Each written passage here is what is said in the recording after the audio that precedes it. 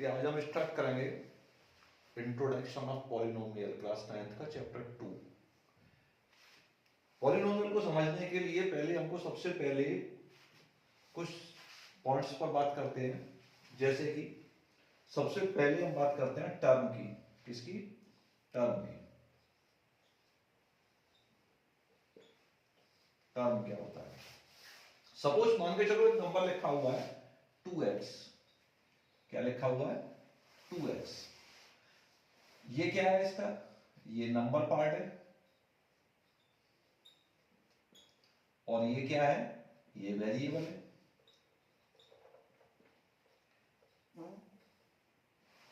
Clear है? x का coefficient क्या है? 2।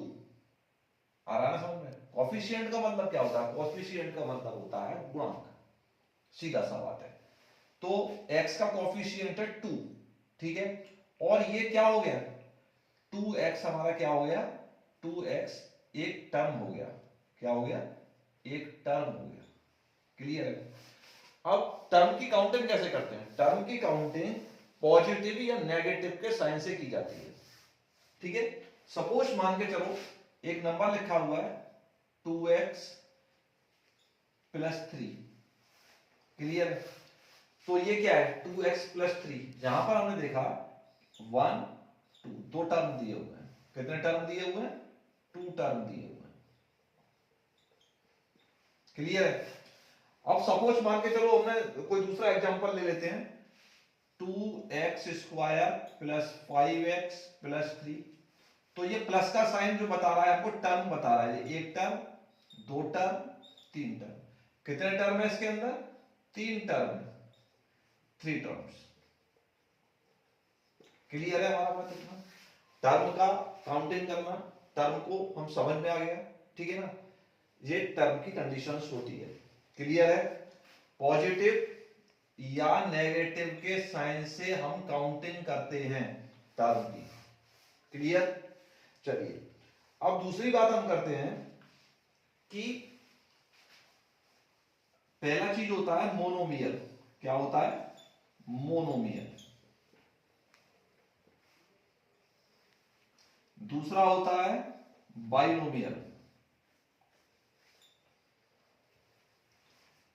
क्लियर? तीसरा होता है ट्राइनोमियल।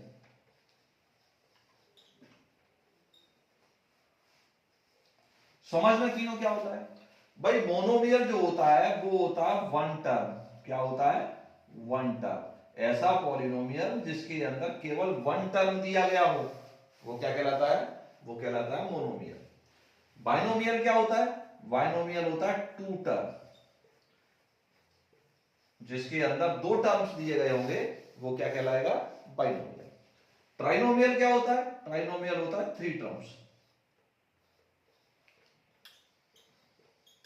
जिसके अंदर 3 टर्म दिए हुए हैं वो हमारा क्या कहलाएगा? ट्राइनोमियल। ठीक है ना?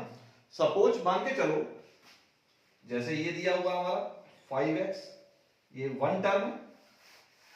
क्लियर है? ये दिया हुआ हमारा 5x + 2, 2 टर्म हो गया। ये दिया हुआ हमारा मान के चलो 5x² + 2x + 3। तो यहां ये कितने टर्म है? 1 2 3, 1 2 3, 3 टर्म्स है। तो ये ट्राइनोमियल कहलाएगा। अब ट्राइनो टर्म्स तो कितने भी हो सकते हैं। टर्म्स तो मान के चलो 3 हो सकते हैं, 4 हो सकते हैं, 5 हो सकते हैं, 6 हो सकते हैं। तो इसके बाद जो होते हैं उनका कोई नाम नहीं दिया गया है, उसको हम पॉलिनोमियल ही कहते हैं। क्या कहते हैं? पॉलिनोमियल ही कहते हैं। ठीक है। अब चलिए हम बात करते हैं कि पॉलिनोमियल क्या होता है। पॉलिनोमियल का कॉन्सेप्ट समझते हैं थोड़ा कि पॉलिनोमियल होता क्या है।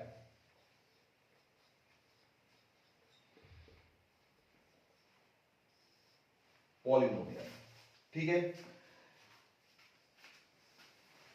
इफ समझ लें, if power of polynomial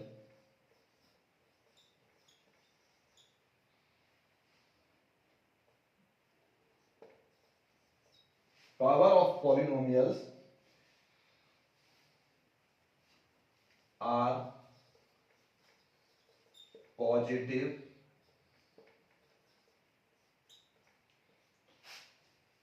integers.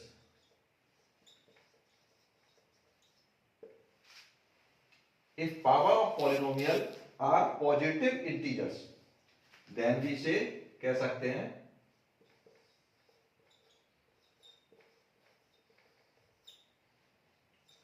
it is polynomial. Clear है? हमारा बात समझ में आ रहा है? यानी किसी भी पॉलिनोमियल की जो इंटीजर्स पर पावर लगा हुआ है वो कैसा होना चाहिए? वो पॉजिटिव होना चाहिए, एक होल नंबर होना चाहिए। इस तरीके से समझो आप। जैसे मान के चलो दिया हुआ है 5x + 2। अगर किसी वेरिएबल पर पावर नहीं है तो उस पर पावर कितना माना जाता है? 1। कितना माना जाता है? 1। क्लियर है ना? तो ये 1 कैसा नंबर है भाई? 1 एक होल नंबर है। कैसा नंबर है? होल नंबर है, पॉजिटिव है। तो ये क्या हो गया? ये पॉलिनोमियल हो गया। अच्छा, पॉलिनोमियल हो गया, ये तो बात समझ में आ गया। पॉलिनोमियल होता क्या नहीं है? मैं बच्चों के सामने प्रॉब्लम आता है कि पॉलिनोमियल है क्या चीज नहीं। भाई पावर नेगेटिव नहीं होना चाहिए। आ रहा है समझ में? पावर हमारा कुछ एग्जांपल्स पर समझते हैं। जैसे मान के चलो पहला एग्जांपल मैं लिखता हूं 5x² + 3x + 2। ठीक है। दूसरा लिखता हूं मैं x⁴ 1/2 प्लस y⁴ 3/2 प्लस 5।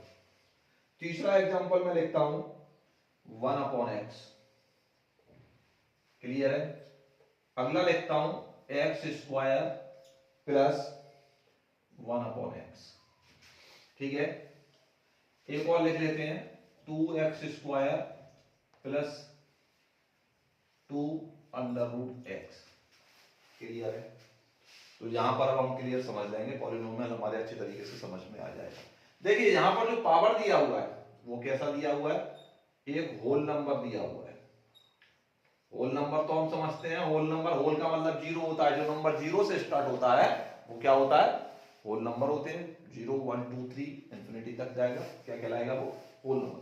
तो ये पॉलिनोमियल है, पावर होल नंबर में दी हुई है, पॉजिटिव दी हुई है। ठीक है। तो ये क्या कहलाएगा? ये पॉलिनोमियल कहलाएगा। ये भाई है पॉलिनोमियल। ठीक है। यहां पर समझ लें, तो अपने आप में बोल रहा है कि x⁴ 1/2 y⁴ 3/2। तो पावर होल नंबर में नहीं है। यहां पर ये पावर जो है होल नंबर में नहीं है, क्योंकि 1/2 का मतलब हो गया 0.5। क्या हो गया? 0.5। और ये नेगेटिव नंबर हो गया 0.5। अगर हम नंबर लाइन पर देखते हैं तो ये हमारा 0.5 कैसा होता है? होल नंबर नहीं होता है। क्लियर? तो ये हमारा पॉलिनोमियल नहीं होगा। 1/x को हम क्या लिखते हैं? x⁴ -1। तो ये तो पावर नेगेटिव हो गया। क्लियर? तो ये पॉलिनोमियल हमारा नहीं होगा। ठीक है। इसी तरीके से ये भी हमारा पॉलिनोमियल नहीं होगा। यहां पर x पर रूट लगा हुआ है, ये भी हमारा पॉलिनोमियल नहीं होगा। मैं समझता हूं कि बच्चों के अच्छी तरीके से समझ में आ रहा है कि पॉलिनोमियल कौन नहीं होगा। ठीक है। तो पॉलिनोमियल वही होगा जिसके वेरिएबल पर पावर होल नंबर में दी गई होगी, वही हमारा क्या कहलाएगा? पॉलिनोमियल कहलाएगा। पॉलिनोमियल हमारे समझ में आ गया अच्छे तरीके से। ठीक है। अब हम बात करते हैं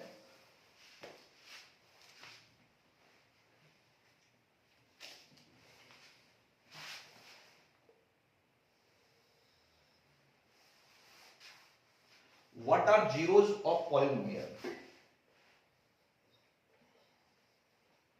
What are zeros of polynomial?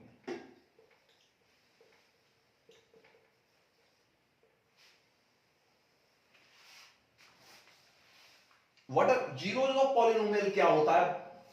Confusion रहती है बच्चों के दिमाग में मोस्टली कि what are zeros of polynomial. Suppose मान के चलो हमारा एक पॉलिनोमियल दिया हुआ p। p का मतलब होता है पॉलिनोमियल किस वेरिएबल से बना हुआ है वो यहां डाल देंगे। ये x वेरिएबल से बना हुआ है।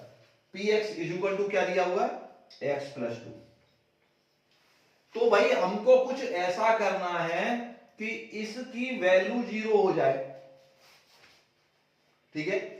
तो हमने क्या करते हैं x plus two is equal to 0 रख लिया, ठीक है। तो x का कोई वैल्यू तो ऐसा आता होगा जो इसको पॉलिनोमियल को 0 करता होगा, वही क्या कहलाएगा 0 जो पॉलिनोमियल कहलाएगा। तो हमने x प्लस टू को 0 रख लिया, तो x का वैल्यू क्या आ गया, x का वैल्यू आ गया -2, ठीक है। अब इस वैल्यू को अगर मैं इसके अंदर रखता हूं तो क्या हो जाएगा -x, x की जगह -2 रख दिया, +2 कैंसिल हो जाएगा, आ गया भाई 0 ऑफ पॉलिनोमियल। क्लियर, आप लोगों के समझ में आ गया कि 0 ऑफ पॉलिनोमियल क्या होता है, ठीक है। चलिए नेक्स्ट पेज पर हम समझते हैं रिमाइंडर थ्योरम। क्या समझते हैं, रिमाइंडर थ्योरम।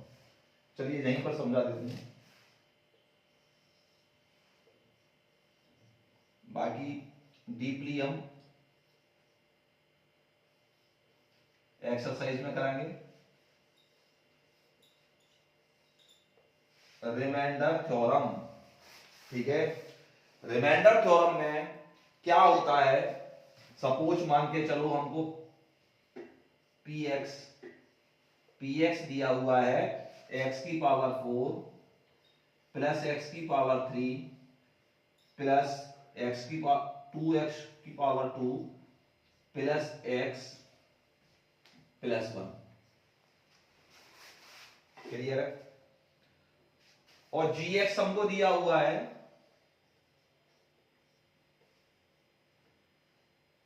x -1, ठीक है।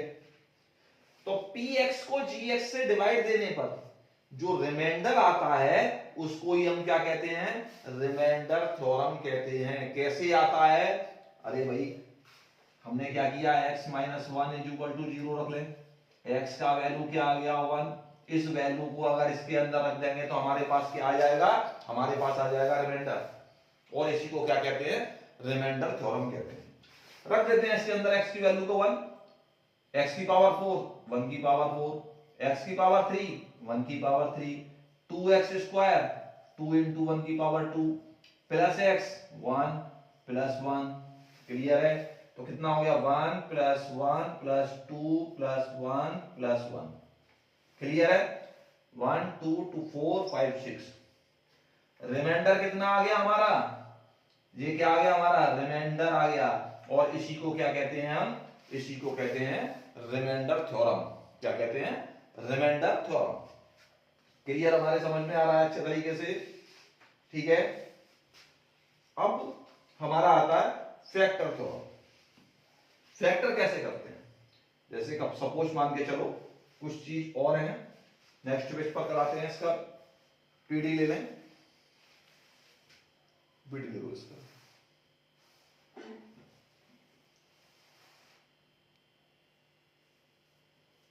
पीडी लेंगे, ठीक।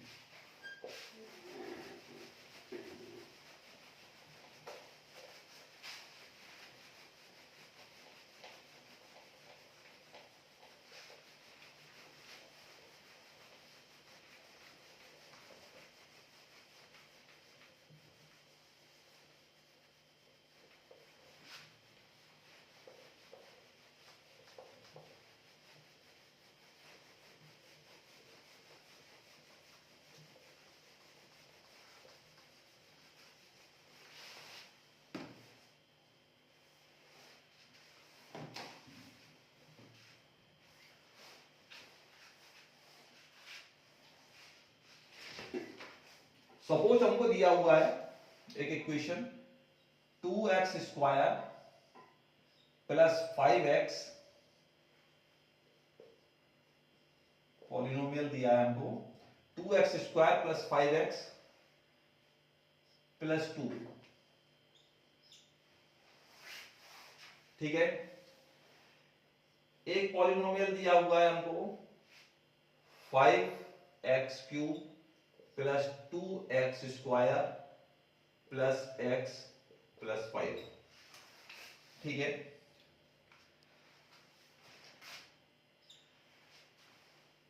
पावर कितना दिया है इस पर?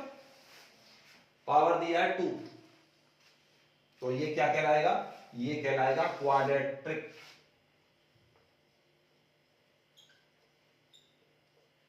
ठीक है, पावर 3 दिया है, ये क्या कहलाएगा? ये कहलाएगा क्यूबिक। क्लियर है? चलिए, इंट्रोडक्शन में हमारे इन चीजों को थोड़ा समझ लें, इससे क्या होगा, एक्सरसाइज करना हमारे लिए आसान हो जाएगा। ठीक है,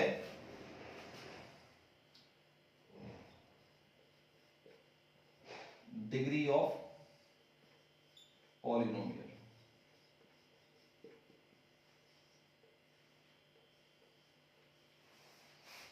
डिग्री ऑफ पॉलिनोमियल,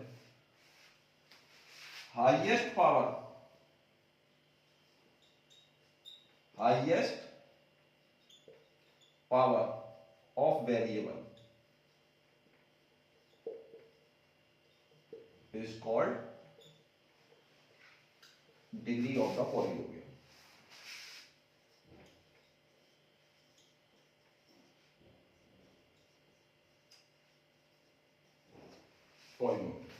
ठीक है, सपोज हमको मान के चलो दिया हुआ 2x स्क्वायर प्लस 5, ये एक पॉलिनोमियल दिया हुआ है हमको। ठीक है, तो यहां पर हम देखते हैं वेरिएबल की पावर, यहां पर वेरिएबल की पावर कितना दिया हुआ है? 2 दिया हुआ है, तो ये हमारी यहां पर डिग्री कितनी हो जाएगी? 2 हो जाएगी भाई। सपोज हमको दिया हुआ है 5x की पावर 7 प्लस y, तो यहां पर हमारा पावर x की डिग्री सबसे ज्यादा क्या आ रही है? y रहने दीजिए, x ही रख लेते हैं, 2 रख लो। कितना दिया हुआ है? हाईएस्ट पावर कितनी दी हुई है? 7, तो यहां हमारी डिग्री कितना हो जाएगा? डिग्री हो जाएगा 7। क्लियर आ रहा है हमारे समझ में? ठीक है, सपोज हमको दिया हुआ है y वेरिएबल पर 10 y की पावर 8 प्लस 9, तो यहां पर पावर कितना दिया हुआ है? हाईएस्ट पावर, पावर दिया हुआ है 8। किसी भी वेरिएबल पर अगर पावर सबसे ज्यादा जिस पर लगा हुआ होता है वो ही उसकी डिग्री होती है, और कुछ भी नहीं है इसके अंदर। ठीक है, यहां क्या हो जाएगी? 8 हो जाएगी। ठीक है, एक कॉन्सेप्ट और रह जाता है इसके अंदर कि अगर मान के चलो हमको कोई क्वाड्रेटिक इक्वेशन दिया हुआ है, क्या दिया हुआ है? क्वाड्रेटिक इक्वेशन दिया हुआ है, और उसके हमको फैक्टर करने हैं।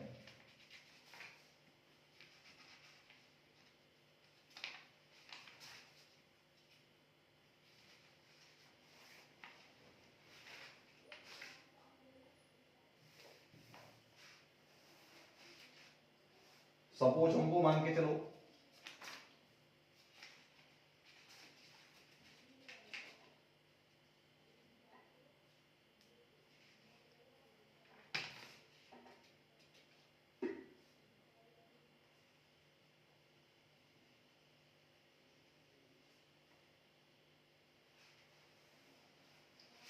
कोई भी पॉलिनोमियल दिया हुआ है हमको, मान के चलो पॉलिनोमियल दिया हुआ है 5x square plus 2x plus 3, मैं वैसे ही लिख दिया है कि चेक नहीं किया मिडिल टर्म आएगा या नहीं। तो इसको करने का प्रोसेस क्या होता है? अगर हमको x स्क्वायर का कोफिशिएंट दिया हुआ है, ठीक है, इसको और नंबर वाले पार्ट को दोनों को मल्टीप्लाई कर देते हैं। क्या कर देते हैं? मल्टीप्लाई कर देते हैं। ठीक है, मल्टीप्लाई करने के बाद इसके फैक्टर कर लेंगे, फैक्टर तो 3 into 5 ही आएगा। क्लियर है? अब इस 3 और 5 से ऐसा कुछ करते हैं कि ये हमारा x का कोफिशिएंट आ जाए। तो भाई सीधा सा बात है, 5 में से 3 लेस करो तो 2 आ जाएगा। ऐसा क्यों करते हैं? इस बीच वाले नंबर को स्प्लिट क्यों करते हैं? क्योंकि ये हमको 3 टर्म दिए हुए हैं। कितने दिए हुए हैं? 3 टर्म दिए हुए हैं, और इसको हमें कितने में करना होता है? 4 टर्म्स में करना होता है। जिससे कि 2 2 के पेयर बनाए जा सके। देखें जरा 5x² ये यूं ही रख दिया हमने, 2x की जगह हमने क्या करा, हमने 2x की जगह रखा 5x माइनस 3x, ये 5x और ये 3x, 5x में से 3x लेस करेंगे 2x ही आएगा प्लस 3। क्लियर है? ठीक है। तो हम यहां देख रहे हैं एक चीज कि हमने मान के चलो इसमें और इसमें अगर कॉमन लेते हैं तो 5x कॉमन आता है, क्या आएगा, x प्लस 1 आएगा। ठीक है। लेकिन इसमें क्या हो रहा है भाई, इसमें तो गड़बड़, साइन का गड़बड़ हो रहा है कि अगर हम मान के चलो माइनस का 3 कॉमन लेता हूं मैं इसके अंदर, तो हमारा पास x माइनस 1 आएगा। ठीक है। तो यहां पर हमको ये फैक्टर जो है, ये जो फैक्टर का जो वैल्यू आया, इसको हमें चेंज करना पड़ेगा। आ रहा है समझ में? तो यहां पर ये वैसे ही मैंने एक अंदाज से वर्बली ले लिया था रफली। ठीक है। प्रोसेस हमने समझ लिया कि प्रोसेस ये रहता है, क्या रहता है, प्रोसेस ये रहता है इसको फैक्टराइज करने का। ठीक है। ये हमारा वैल्यू सेम आना चाहिए। कैसा आना चाहिए? सेम आना चाहिए। यहां पर सेम नहीं आया, साइन का गड़बड़ हुआ क्योंकि डिजिट हमने अंदाज से दे दिया था। यहां पर बात को सम्स करना नहीं है, कॉन्सेप्ट को क्लियर कराना है कि क्वाड्रेटिक इक्वेशन के फैक्टर किस तरीके से करते हैं। तो ये हमारे समझ में आ गया होगा। एक्सरसाइज में जब हम सम्स करेंगे तो ये सारी क्वेरी हमारी क्लियर हो जाएगी। ठीक है। अगर इंट्रोडक्शन तुम लोगों के समझ में अच्छे से आता है तो मेरी प्रीवियस वीडियो भी है एक्सरसाइज चैप्टर 1 की। ठीक है। और चैप्टर 2 स्टार्ट करें तो इसका एक बार इंट्रोडक्शन वीडियो को जरूर देख लें। ठीक है। लाइक करें, शेयर करें, सब्सक्राइब करें, अपने क्लासमेट के साथ शेयर जरूर करें। Thank you.